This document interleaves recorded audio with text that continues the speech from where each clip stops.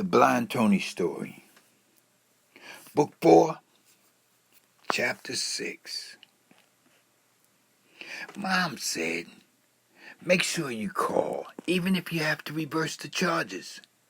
Dad said, I don't see why you have to go way across to the other side of the country. You should be able to find whatever you're looking for right here.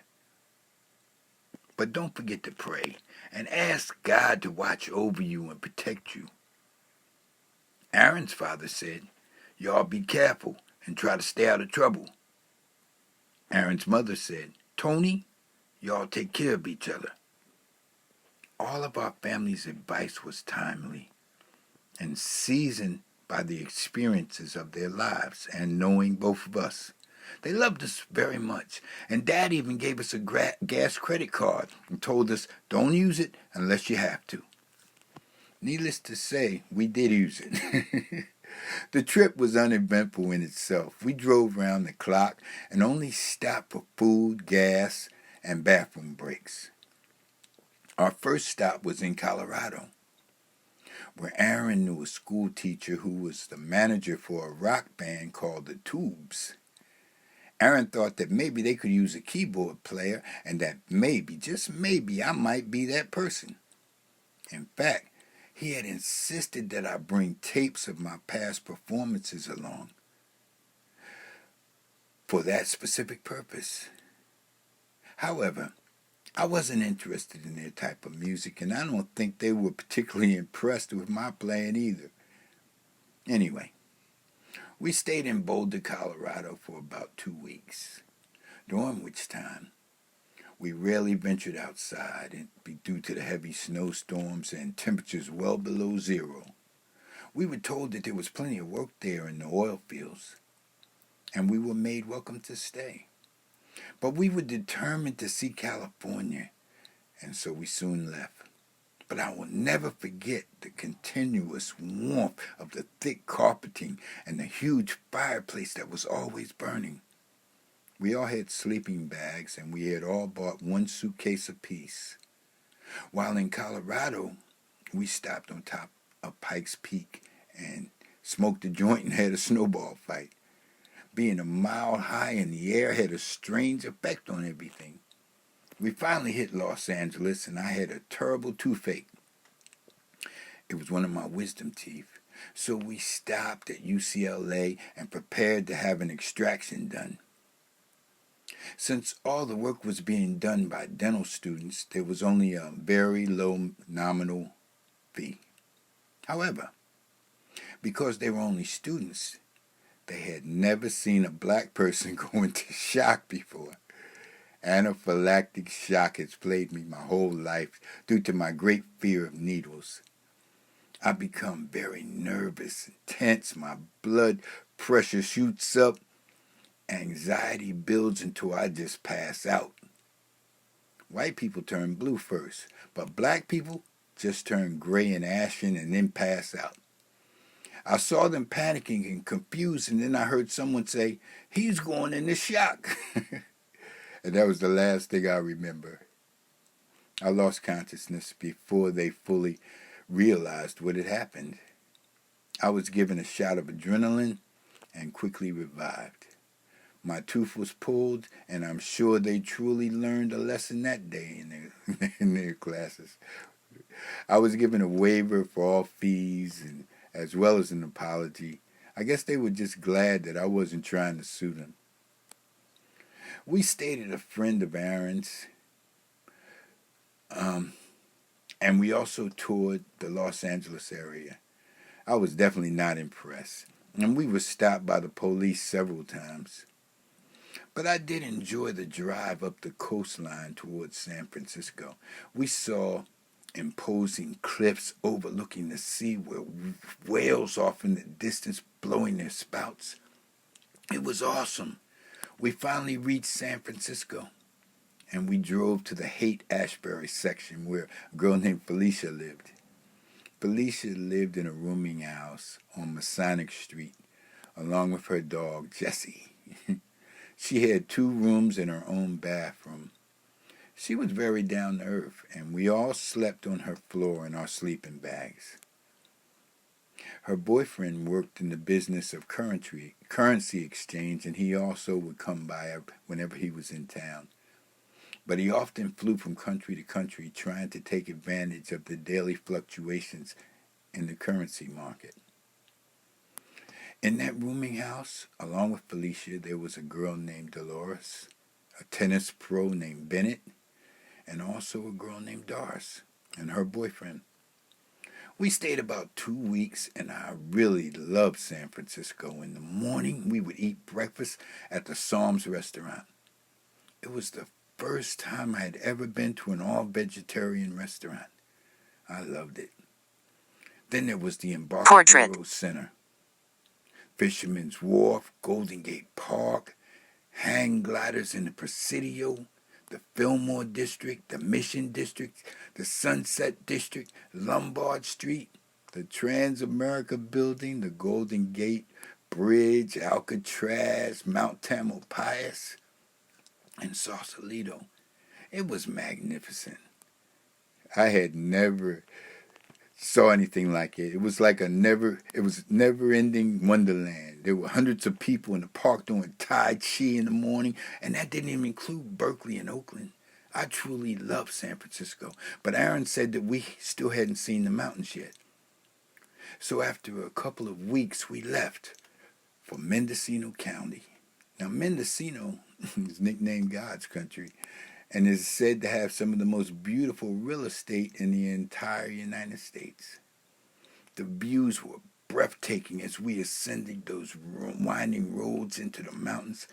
We stopped off at a small town to pick up some supplies. I think it was called Boonville, and they had a population of about 300 people. As we walked down the streets, a little boy ran up to me and said, "Look, Mommy, a chocolate man." I was in shock. I hadn't even noticed that there were no other black people around and that everybody was staring at us. It became quite uncomfortable. And we left that little town, and then once again we entered the mountains, and we found our friend from high school. He and his family lived high up in the mountains, and officially they worked for the forestry department. Unofficially, they grew marijuana. There were huge areas of land enclosed by fences, patrolled by dogs, and protected by man towers. Marijuana was big business. They had perfected the art of growing high-grade Sensimilla by the 70s, and they were already experimenting with hydroponics and genetically enhanced seeds. They lived simply, and they wore coveralls and boots, and they looked dirty most of the time, and you would never guess that they were recipients of briefcases full of $100 bills, delivered by limousine businessmen from the city intent on making deals. Aaron and I stood next to marijuana trees over 8 feet tall, and we were given some exotic buds that were thicker than our forearms, red, purple. We had red and purple hairs. Smoking a joint was like dropping acid. And at night, we went back to that little town that had no black people, and we shot pool and drank beer and socialized, but no one was able to beat me at pool, and that was okay at first. But it drew the attention and animosity of several men intent on a confrontation. I beat one of them once, and he got upset and said I had to play him again.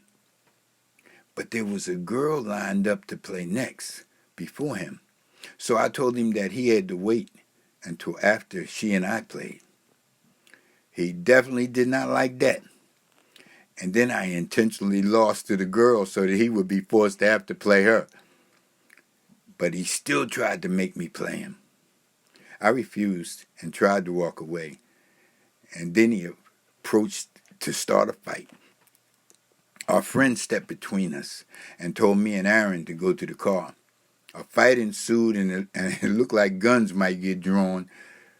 But our friends and his crew were definitely prepared, and they didn't back down at the moment of truth.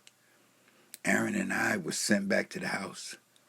And I really don't know how things finally ended up, but I do know that our friends did not turn their back on us, and I will never ever forget that. They had a cabin high up in the mountains, up on Signal Ridge, and that was where we were going to stay for the next week or so. It had no electricity, no indoor plumbing, no running water. There was, however, a huge fireplace, kerosene lanterns, and a freshwater creek behind the cabin. On our initial approach to the cabin, it was dark and late at night, and the winding dirt road led to a smaller dirt path, and we had to approach quite slowly. Just before we reached the cabin, we approached a giant owl standing in the middle of the road who refused to move. The path was only big enough for one vehicle to drive on, and it was surrounded on both sides by trees. Now, this owl was over 3 feet tall, no lie, and I had never ever seen anything like that. None of us had. He refused to move, and he defiantly stood in front of the car. We inched closer and closer, and he still refused to move. His luminous eyes were full of hate, and it looked like he was about to attack the car. We turned off the headlights, and his eyes still continued to glow. So we smoked a joint and just sat back and enjoyed the show. I wanted to get out and take a picture, but I was afraid. This bird was definitely not normal. Just like that giant fish that I had hooked in the inlet. Anyway, he eventually left, and so did we. We slept in elevated lofts, especially designed for that purpose, high above the floor area, because we were told that there were bears and other potentially dangerous creatures that sometimes foraged around the cabin. Had we known that Charlie Manson and his family was right up the road from us and were our only neighbors, I know we wouldn't have stayed there. But we didn't know it at the time, so we did stay there. We used the great outdoors for our outhouse, and we bathed in that freshwater creek. We stayed there for a week, and it was truly a remarkable experience. Back to nature, for real, for real. The nearest town was that little town, and that was about 40 miles away. We mainly ate cold cuts, and we never ever saw any bears or that giant owl again. After a week, we returned back to San Francisco. Back to the rooming house. And a room opened up on the 3rd floor, and I decided I was going to stay there, so I rented the room for $30 a week. Aaron and Barney decided to return back to Atlantic City, and I began to embark on a new adventure in San Francisco. Life was good.